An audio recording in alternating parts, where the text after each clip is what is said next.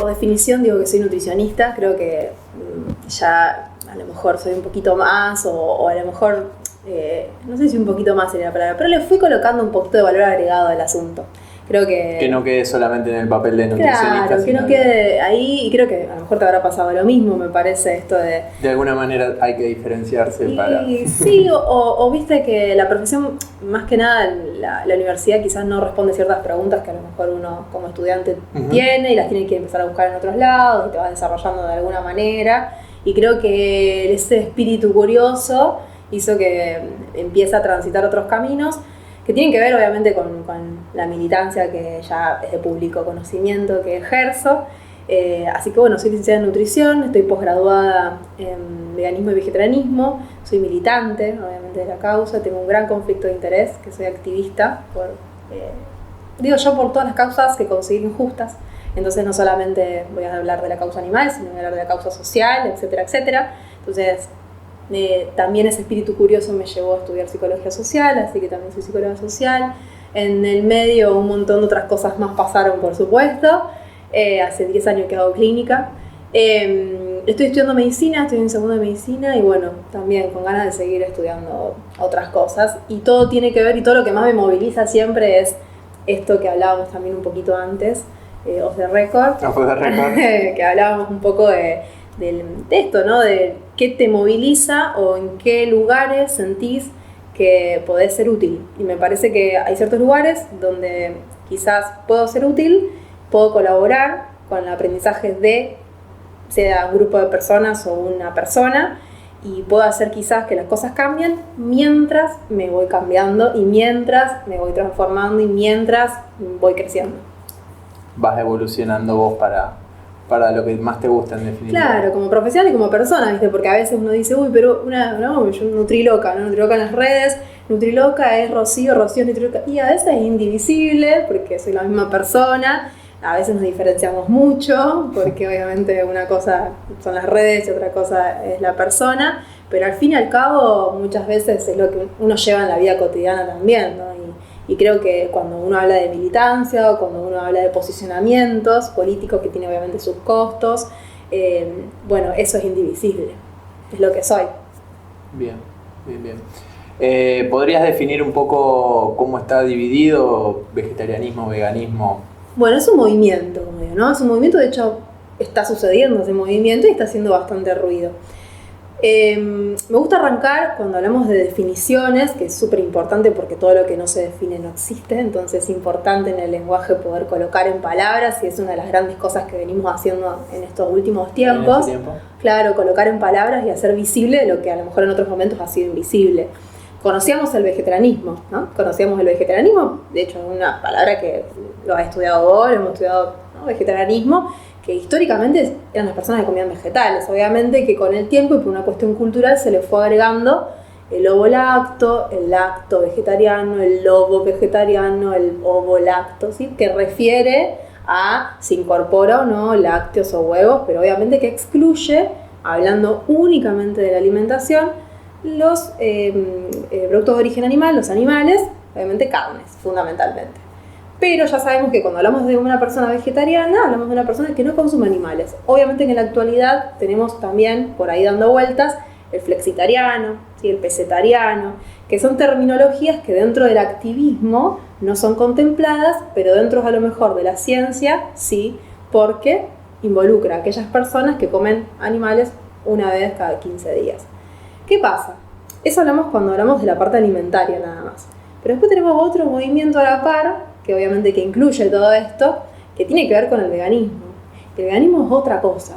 Y digo yo que el veganismo lo que empieza a irrumpir, digo yo que es una postura, digo yo no, obviamente que no lo digo yo esto, ¿no? Lo dice... Lo estás explicando vos. Lo estoy explicando, por favor, no estoy haciendo uso de eso, no estoy haciendo ningún plagio, no estoy inventando nada tampoco.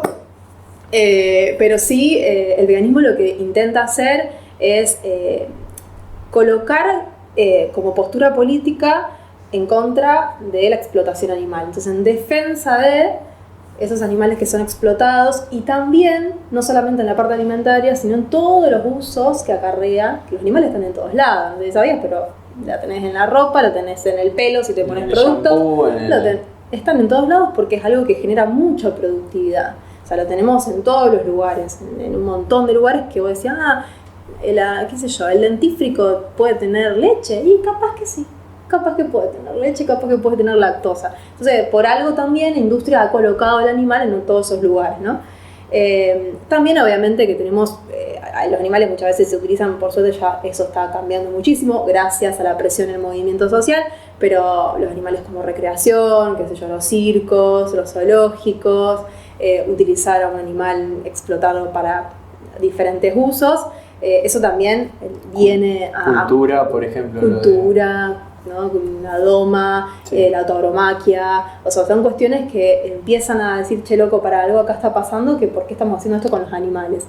Eso es lo que intenta colocar al veganismo en agenda política pública, y que desde lo individual, obviamente, ¿qué puede hacer una persona? Ejercer desde lo individual. Bueno, dejo de financiar esto, dejo de consumir esto, abandono lo que es el consumo de productos de origen animal, todo, la leche, lácteos, en general, huevo y todo, todas las carnes, y empiezo con una alimentación plant-based, que ahí vendría, ¿no? Lo que hablábamos de nuevo, off the record un poquito. Lo que hablábamos de nuevo. Okay. Y a mí me gusta mucho hablar de plant-based en el sentido, primero, porque tenemos más sólida evidencia. Segundo, porque una cosa es el veganismo careta, que me voy a atrever a decirlo, que es así que la puse yo. Después de última, decime si querés que edite. Sí, sí. No, el veganismo, digo yo, careta en el sentido de que busca constantemente... pertenecer o pertenecer a algo. Claro, siempre los sustitutos, ¿no? Que uno no significa que uno no los deba hacer o que no los quiera. Después, obviamente, uno tiene la libre elección, pero intentar... esto de reemplazar una mayonesa tal por una mayonesa la otra, o un bife tal por el bife de vegano, de seitán, lo que sea, es constantemente, bueno, nada, seguir con el mismo formato alimentario, que no está nada mal, porque mucha gente lo necesita, muchas veces en transición, pero un plant-based, cuando hablamos de plant-based, hablamos de plantas, ¿sí? Hablamos de intentar consumir grandes volúmenes de aquellos alimentos que ya sabemos y que no hace falta mucho saber, digo yo, de nutrición para saber que una fruta está bueno consumir, que vegetales está bueno consumir, que legumbres, cereales, integrales, semillas y ácidos grasos de buena calidad son importantísimas en nuestra alimentación. No solamente en la nuestra, porque no son propiedad intelectual del vegano vegetariano, sino que estaría bueno que estén incluidas en todas las mesas, en cualquiera, sea cualquier posicionamiento alimentario que tengas. Y eso nos lleva a pensar otra cosa. Estás posicionado entonces, porque comas lo que comas, hagas lo que hagas, es una postura, por más que no lo sepas. Porque hay un sistema que lo valida eso, es un sistema que, bueno, naturaliza que se consuman animales, ¿sí? Ya sabemos que el asadito del domingo, la milanesa con papas fritas, es una construcción cultural. Totalmente, porque de última, si no hubiésemos nacido en esta cultura, a lo mejor alabaríamos a las vacas y comeríamos un perro si hubiésemos nacido en otro lado, China. Sí, o a lo mejor tendríamos como principal fuente proteica las larvas. Claro. Algún insecto que está ocurriendo. Hoy en día está ocurriendo un montón. Entonces, hay una cultura que legitima el posicionamiento, que no sabemos porque es invisible, es súper invisible. Y creo que esto lo digo obviamente siempre haciéndome cargo, porque es algo individual y es lo que trato de colocar, es que el veganismo es una invitación a repensar nuestros hábitos de consumo y a repensar un poco qué nos han inculcado durante tantos años, cómo es ese sistema, cómo se redistribuye ese sistema, quién come más, quién come menos, quién puede comer, quién puede acceder, quiénes son los que tienen más y quién tienen menos. Y la alimentación juega un rol muy importante en todo eso. Entonces, como me parece que el veganismo como medio es interesante para la apertura de todo esto. Después, volviendo un poco a plant-based, como te decía antes, tenemos distintos porcentajes. Por eso me parece que es interesante leer cuando uno lee un paper o cuando uno se acerca a un documento de postura, que es a lo cual leemos, lo que más leemos, lo que nos dedicamos a esto son las posturas de diferentes organizaciones mundiales, sí, que nos indican, nos acercan con todas sus referencias y citas, nos indican qué seguir, ¿viste? Cómo posicionarse con la lectura última que se tiene, ¿no? Las revisiones, etcétera, etcétera. Y leer a ver si ese plant-based es al 100%, si es whole, si no, si es un 100% plant-based, es decir, toda la alimentación basada en plantas, o es al 80%, donde puede ya incluir peces o algún producto de origen animal. Sí, es como empezar a leer a ver si se trata de qué tipo de alimentación. Cuando hablamos de plant-based no hablamos de veganismo. ¿Sí? Como es súper importante porque a veces no entendemos nada, sino como, nos perdemos, ¿viste? Un montón con el lenguaje este. Sí. Y dentro de tu alimentación, ¿estás más inclinada hacia el lado del plant-based? ¿Estás más inclinada hacia el lado del veganismo? Yo soy vegana por definición en cuanto a que trato de no financiar ningún producto de origen animal ni en prendas, ni en vestimenta, ni en ocio, ¿no? Me tengo que considerar vegana en ese sentido y soy una militante del movimiento. Es una palabra que últimamente está como bastante en controversia. A lo mejor podemos incluir el término antiespecista, ¿no? Que es la no discriminación por especies. Bueno, podemos incluir un montón de terminología en todo esto. Mi alimentación es plant-based. Yo trato de consumir en comercios justos, porque también esa es otra línea económica, nutrientes. Voy a la fuente del nutriente, que es la alimentación que promuevo. Lo que no significa que si te querés comer un yogur tal, de soja, de tal marca, lo hagas. Si querés comer un quesito tal, porque querés revivir ese sabor, porque es un constructo social, por supuesto, lo hagas. Pero basar nuestra alimentación en sustitutos alimentarios, primero no son nutrientes, muchas veces tienen un montón de porquerías. Y después seguir fomentando el mismo sistema. Que acá tengo que hacer una hiperaclaración, porque si no los activistas me van a dar duro. Yo re feliz de que entre la línea de producción, por ejemplo, produce queso. Bueno, esa empresa que produce queso le dedica una línea de producción a productos veganos, o sea, productos que no tengan ningún ingrediente de origen animal. Feliz, porque en esa línea de producción no va a haber explotación, pero es lo mismo. Pero sigue siendo un producto. Sigue siendo un producto, en definitiva. Bien. Hemos visto en estos últimos tiempos, a lo mejor, no sé si fue así o no, pero a lo mejor digo por el documental de Netflix de Game Changer, que hay un montón de gente queriendo experimentar, probar o transitar justamente ese pasaje hacia otra alimentación. Por ahí, ¿qué recomendación o cómo lo harías vos como para que en definitiva no sea algo tan brusco, como para que pueda pasarla lo mejor posible? Primero, antes que nada, cuando vemos un documental, tenemos que ser criteriosos al respecto. Es un documental como What the Head, como Conspiracy, es un documental que está al lado de Vikingos y al lado de La Casa de Papel. Sí. Entonces, pero bueno, es como que de repente el documental ayudó a que todo el mundo se lo plantee. Yo es como que he ido muy en contra del documental porque veo que tiene mucho sesgo, claro. Pero al mismo tiempo digo, bueno, pero de repente hay un montón de gente planteándose qué comen y qué no comen. Me parece Así que bueno, si querés arrancar opinando sobre el documental, está bueno, como para que la gente se interiorice un poco de... Es un documental tendencioso en algunos aspectos, otros aspectos muy copados, muy interesantes de la información que brinda. Como ya te digo, como What the Health, como hay un montón que son muy interesantes, que si uno va a los facts de lo que es el documental y se pone a leer un poco los facts que te ponen todos los facts, sí, los hechos propios. Claro, toda la evidencia detrás de esos documentales es súper interesante, digamos, hay evidencia, no es que no. Pero bueno, como todo documental también tiene que buscar vender. O sea, yo acá estoy fomentando criterio, o sea, el criterio no vende. No lo va a como vender. Claro, que no va a vender, no va a ser un bestseller, un criterioso. Generalmente trata de fomentar algo para tener algún resultado al respecto. Eso en principio.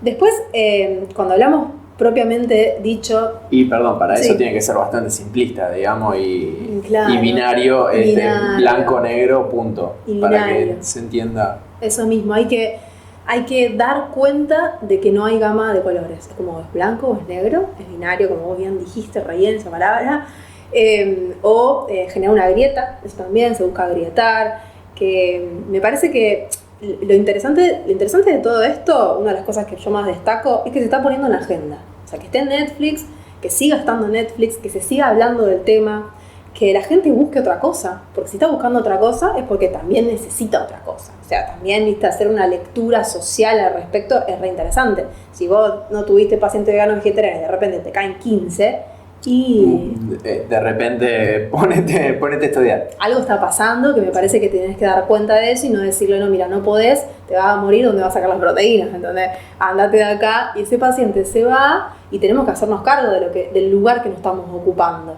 Ese paciente es un paciente que después da y arroja malas implicancias en cuanto a salud después. ¿Y por quién tuvo la culpa? Hay un sistema ahí que no está funcionando, ¿no? Un engranaje que nos está dando soluciones. Nos está dando respuestas. Con respecto a Game Changer, lo interesante, bueno, como te contaba, me parece todo esto. Después, con respecto al atleta, y lo hablábamos también, el atleta de alto rendimiento, tenemos que hiperdefinir, porque esto es algo que hay que decirlo siempre, y creo que a vos te debe pasar, que sos especialista en el tema. La persona que entrena 3 o 4 veces por semana, que va al gimnasio, que hace algo, es una persona que está haciendo lo que hay que hacer. De pedo y dejó de ser sedentario, digamos. Claro, es como, no, pará, aguantá, bueno, sos un atleta, no tenés por qué hacer nada al respecto, simplemente tratar de balancear lo mejor que puedas tu alimentación, y si querés con un profesional, mucho mejor. No tenés que hacer lo que hace tal atleta para que rinda en 1 hora de gimnasio de pedo, como dijiste, 3 veces por semana. No estás dentro de esa categoría, no tenés que hacer nada que te vuelva loco, no tenés que ir a terapia, porque no tenés que hacer nada psicológicamente hablando, nada en cuanto al deporte. Por eso es como algo que lo tengo que aclarar constantemente, porque si no es por el polvito mágico, también se busca la alimentación mágica, ¿no? Al final siempre estamos buscando algo que... Siempre estamos queriendo comprar ese producto acabado, esa magia. Entonces, como bueno, primero lo que principalmente visualizo es eso. Después, cuando es un atleta, bueno, cae dentro de la categoría de un atleta, que a lo mejor hasta trabaja de eso, que labura por eso, para eso, que tiene objetivos personales particulares. Mucha gente también trabaja de otras cosas, entonces ya esto es un montón. Ya lo sabrás mucho mejor que yo. Lo que tratamos de hacer es, primero, el por qué. Como yo siempre, ¿por qué querés arrancar todo esto? ¿Te moviliza la causa animal? ¿Te moviliza? Bien, muy interesante. ¿No? Como, ¿por qué? ¿Qué es lo que a vos te moviliza para hacer semejante cambio en tu alimentación, en tu vida, en tu estructura y probablemente en tu rendimiento? O sea, estás arriesgando mucho. Y eso te lo digo por el criterio que hablábamos antes, porque si fuese por mí yo diría, sí, por favor, tengo un gran conflicto de interés. A mí me interesa que vos dejes de consumir animales. Es mi gran conflicto de interés. Yo quiero que todo el mundo deje de consumir animales, pero tengo que ser criteriosa. Entonces no puedo vender eso. No puedo vender eso porque te estaría faltando a la verdad científica de la evidencia y te estaría siendo irrespetuosa con tu propio proceso. Entonces me parece que es como un montón eso, y es lo primero que pregunto. En general, no solamente a un atleta, pero en general. El atleta es como se juega mucho, se juega todo, poniendo todo ahí. Entonces, y ir evaluando, ¿no? Si, qué formato alimento, qué tipo de actividad física, obviamente, qué tipo de atleta es fundamental, sí. Porque hay determinados tipos que sí, mejor, otros no tanto, bueno. Y después de evaluar todo ese contexto, hacer un proceso transicional, que a lo mejor es muy de a poco y a cuentagotas, y siempre y cuando no se tenga ningún objetivo deportivo pronto, que se pueda jugar un poco más, ir generando introducción de ciertos alimentos y a lo mejor desplazamientos de otros, pero no desplazamiento de otros, sino introducción. Es como introducimos para que otra cosa salga, ¿sí? Como el criterio inclusivo de la alimentación, le digo yo. No sacar por sacar. Pará, pero ¿con qué te quedás? Si no sabes comer otra cosa más que pollo, carne, huevo, tomate, lechuga y fideo y papa. O sea, si no sabes, si estás girando alrededor de esos 4, 5, 10 alimentos, 15 que tengas en tu alimentación y un montón de batidos y polvos. Pará, ¿entendés? Si me venía a hablar de las semillas, si me venía a hablar del kale, que tiene una fibra gigante, ¿cómo hacemos para incorporar todo ese volumen? Tenés que comer un montón, la ATM te va a quedar descontrolada de tanto que tenés que morfar. Entonces tenemos que jugar también con empezar a reducir el gramo cociente de kilocaloría, hacer deshidrataciones, ¿viste? Como es todo un viaje, pero en un proceso. ¿Se llega? Se puede decir, se llega. te lo tengo que decir y esto no te estaría faltando la verdad si no. No estarías acá si no se Claro, claro, tal cual. Se llega bien con los requerimientos, hasta lo que sabemos en la actualidad, hasta lo que sabemos hoy, estamos cubriendo todo. No sé qué va a pasar mañana, esto sigue creciendo en evidencia, pero hoy tengo que decir que con los requerimientos que se tienen de todos los macronutrientes y los micronutrientes, se llega bien con la alimentación y con la suplementación. ¿Sí? Con las dos cosas. Con la alimentación plant-based y con una suplementación correcta de vitamina B12, como ya sabe todo el mundo, creo yo, que hay que dosarse, ¿no? Para saber qué tipo de suplementación seguir. Vamos a charlar un poquito de eso. Está bien. Y con omegas también si es necesario. O sea, son dos cuestiones que a lo mejor, y vitamina D en el caso también de que sea necesario, como en toda la población que está en déficit de vitamina D, porque está todo el día encerrada de 8 de la mañana a 18 horas trabajando. Metida en 4 paredes. Claro. Y los fines de semana mirando Game Changer. Y los fines de semana interiorizando esa nueva de documentales. Claro, entonces olvídate del parque. Bien. Así como vos dijiste, hay un montón de nutricionistas que de repente, o profesionales como nosotros, que de repente le entran a caer un montón de... Te cae un batallón ahí. Claro. Yo vi Game Changer, que quiero pasarme al vegetarianismo. ¿Qué le recomendarías a ellos, a los nutricionistas? A los nutris. Qué buena pregunta. ¿Te compliqué? No, me encanta porque siempre quise responder esa pregunta. En el sentido de que ahí se juega algo personal. Porque ahí obviamente el nutri deportivo, lo hablo mucho con colegas que yo le digo especistas, con amor, que se dedican al área, ¿no? más carnista del asunto, con alimentación tradicional, y le digo, no lo ahuyentes, ¿sí? No coloques tu prejuicio personal diciendo, no, es una mierda eso, no vas a poder, no, es una cagada, es todo mentira, es todo sesgo, es todo zaraza. Pará, escuchá por qué quiere hacer eso, escuchá qué es, preguntá qué es de la alimentación tradicional que está siguiendo que no le está dando resultados o que hay algo que le voló la peluca. Indagá en eso, mirá Game Changers. Está bien, como le digo, a todos los nutricionistas los mando a ver a todos los documentales. Todos los documentales tienen que ver. ¿Cómo no los van a ver? No, what the hell, lo vi 30 minutos y me cansó porque tuve una falacia. Míralo hasta el final. O sea, de la misma manera que yo te decía que trato de estudiar y leer cosas que no validan mi propio sistema de creencias, también voy a hacer tu trabajo de hacer lo mismo. Porque si no, nunca vas a entender a la persona que piensa distinto a vos. Para yo atender a un carnista, tengo que saber que estoy en un sistema que valida ese sistema de creencias y que la persona lo único que sabe comer es pollo con ensalada, y eso le da seguridad. Le da seguridad comer pollo con ensalada, porque piensa que está re bien nutrido. Y está bien que piense eso porque es algo que se validó. Bueno, lo mismo pasa acá, como, bueno, loco, preguntá qué fue. Si no está a tu alcance resolver, derivado, consulta. Yo hago muchas consultas, ¿cómo se llama esto? Cuando no lo hago en Argentina, lo hago afuera. Tengo nutris que me presentan casos y yo les doy una mano. Ajá. No me acuerdo cómo se llama, tiene un nombre esto, sí, que estoy diciendo. Sí. Pero bueno, y eso también está bueno. A mí me dicen, bueno, che, fíjate, la paciente más que nada cuando es en niños, que es como hay más inseguridades, entonces ahí, bueno, no, fíjate tal cosa. Y bueno, eso es decir, bueno, pará, yo llego hasta acá y voy a pedir ayuda, ¿no? Y se va generando una red, ¿viste? Onda de nutris que te pueden colaborar y vos vas aprendiendo en el mientras tanto. Y después acompañar acompañar el proceso del deportista que haya elegido llevar adelante también e ir obviamente evaluando el rendimiento.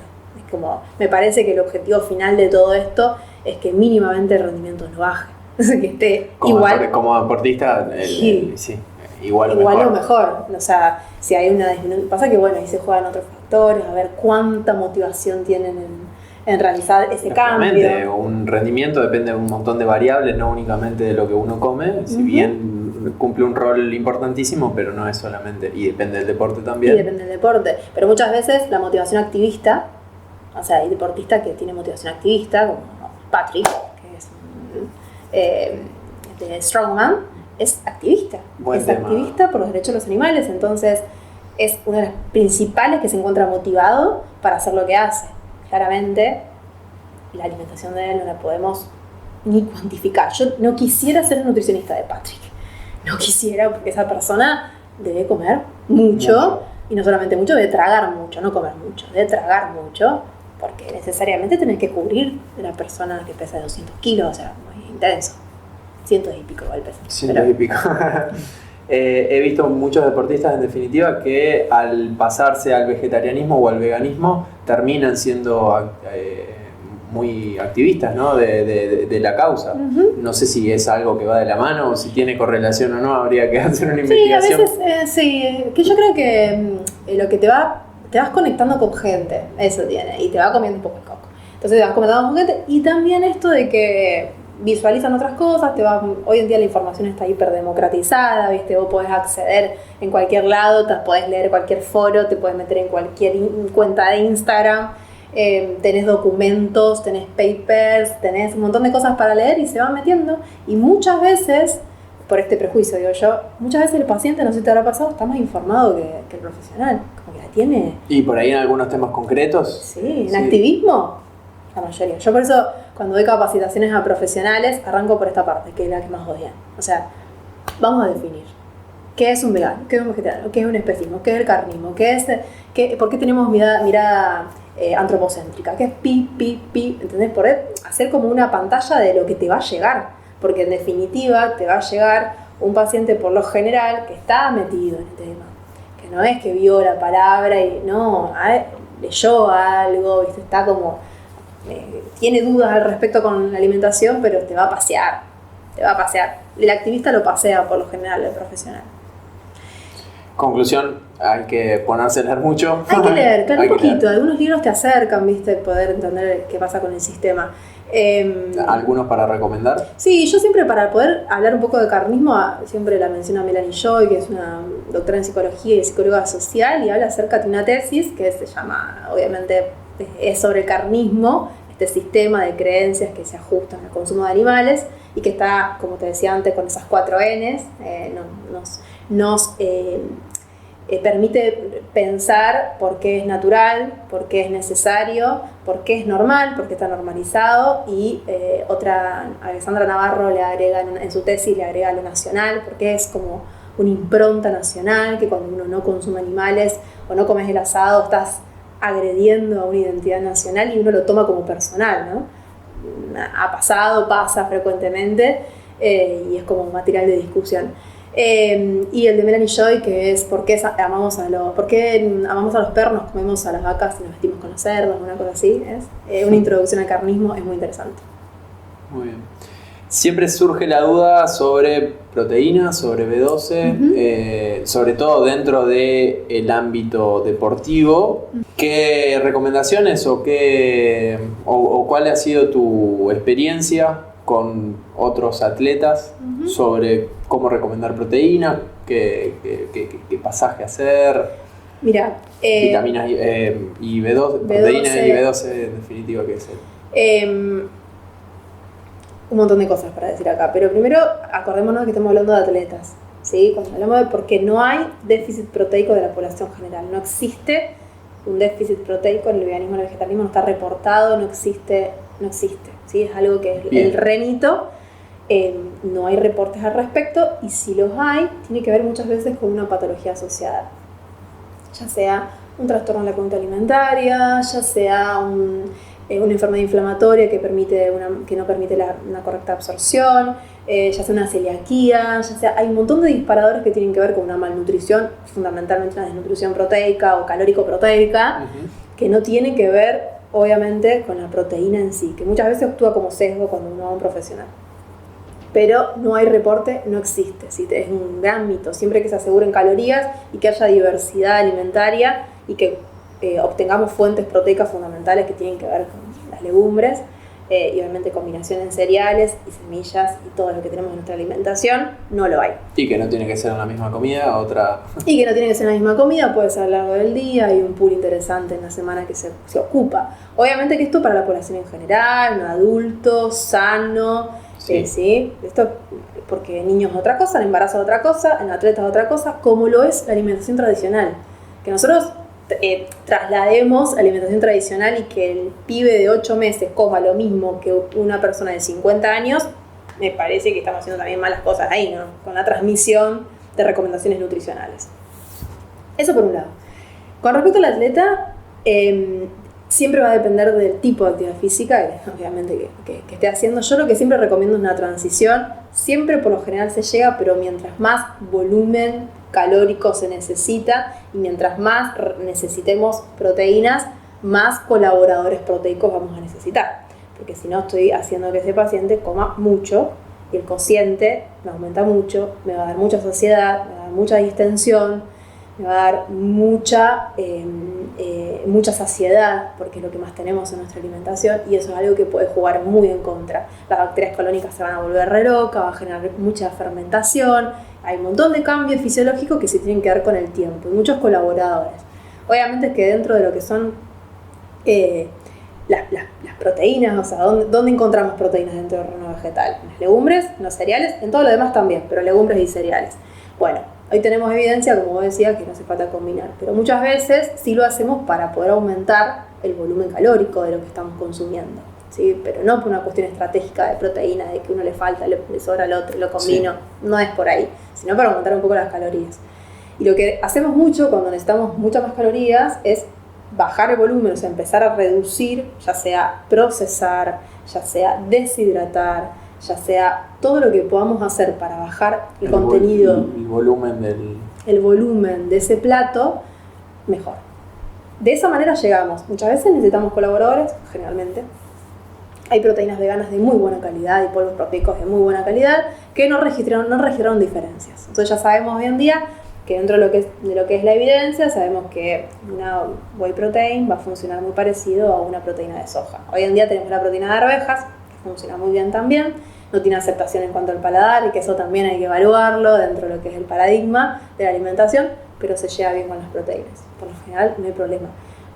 Lo que sí se eleva un poco más es la carga de hidratos de carbono no fermentables, que son las legumbres.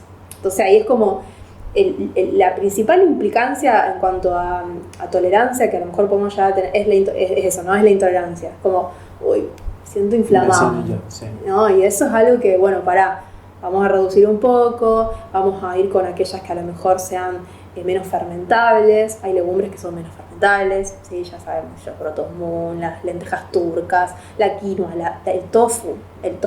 El tofu es lo más en cuanto a un incorporación.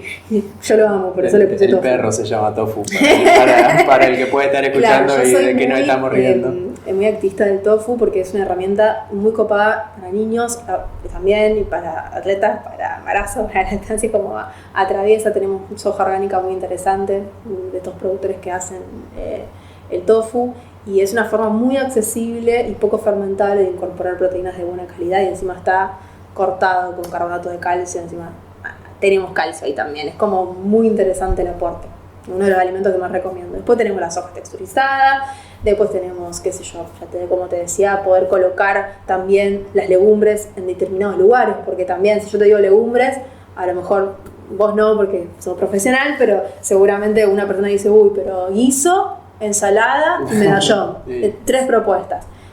Yo siempre digo, no, pará, puedes hacer unas galletitas, puedes hacer un brownie, puedes poner un licuado, te puedes hacer una pastita, lo puedes hacer en algo dulce, en algo salado. Ya cuando uno incorpora la legumbre, yo la como hasta en el desayuno. Yo como a lo mejor quinoa con frutas. Pero ¿hay que comerlo salado? No, no hay que comerlo salado.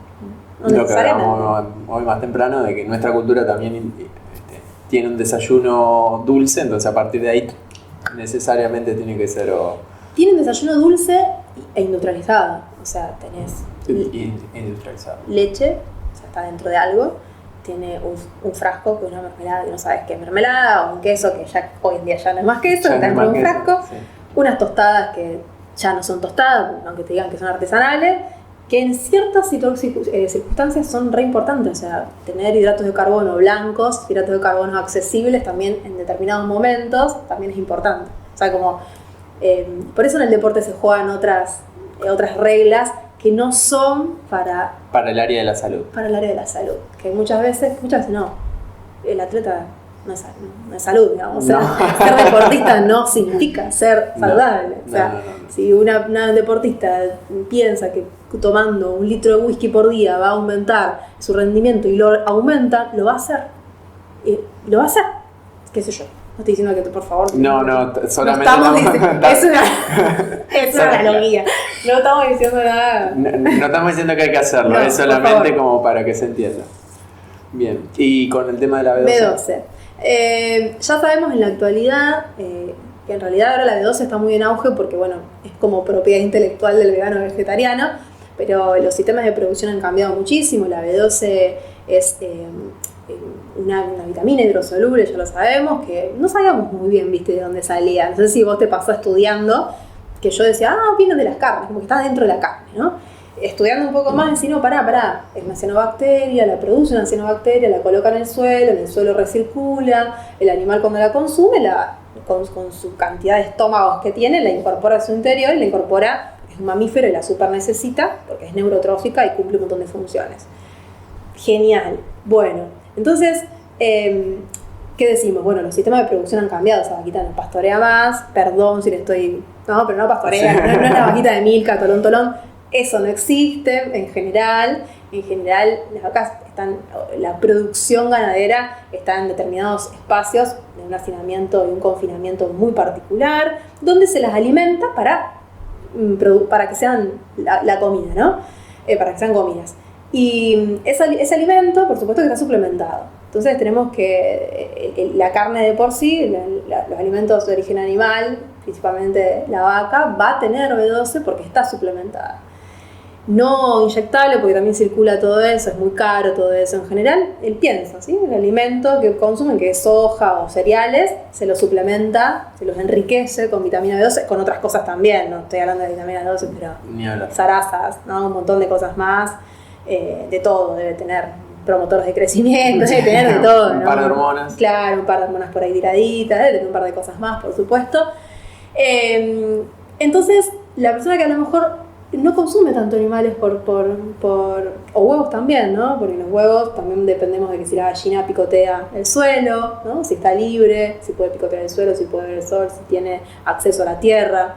Dependemos de que eso ocurra. Si no ocurre eso, si la gallina está dentro de un 10x15, como digo yo, y bueno, nada, también tenemos que chequear. El chequeo de B12 no está dentro del modelo hegemónico, no nos dosan B12, no vas al médico y vamos a ver cómo anda tu B12, no, por lo general no pasa, se lo tenés que pedir, es todo un tema. Dentro de las analíticas comunes. Claro, no está dentro de la analítica y debería estar dosado en todo el mundo, digo yo, porque los niveles de B12, ya sea del vegano, del vegetariano, del carnista o de la persona que consume animales, están bajos en general.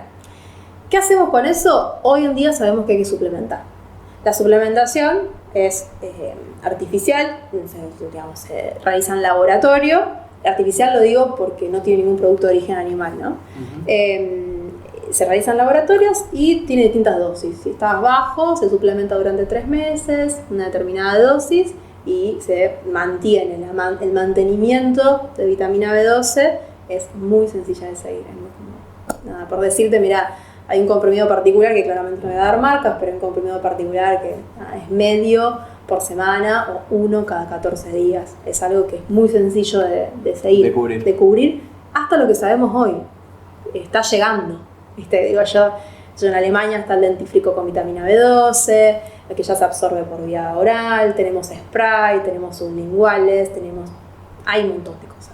Está sucediendo porque está pasando. O sea, la industria también está viendo de que es necesario y está haciendo una linda movida. Una linda movida, claro. Sí. Y después, no menor, me parece que la vitamina D, que también habría que dosarla a nivel poblacional, pero no se dosa, no está dentro. O salir al sol un rato. O salir al sol, claro. El tema es que, ir a la playa un rato.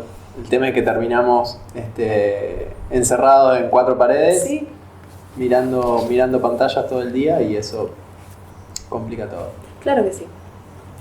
Pero bueno, tampoco, es una de las cosas que siempre analizo, pero le digo, pero también me tengo que suplementar con vitamina D y eso es porque soy vegano, vegetariano, me lo dijo el médico. No, eso es porque estás todo el día encerrado detrás de 4 paredes, como decís vos, y la realidad es que no tenés acceso al sol, que es muy mínima la dosis que tenemos que tener, que la vitamina D es una hormona, entonces es necesario porque cumple un montón de funciones, no solamente es por, qué sé yo, por tomar sol y nada más, por tener la piel de determinada manera. Y bueno, nada, es como tampoco se estimula en cuanto a la prevención. Creo yo que nos hacemos mucho foco en el calcio, digo, tomá calcio, que 1000 miligramos, que esto, que lo otro, que 8000 calciplus y qué sé yo, pero no hacemos foco en los factores higiénicos preventivos de lo que es la construcción de una correcta salud ósea. Vitamina D, frutas, vegetales, ejercicio, fuerza y todo lo que ya sabemos.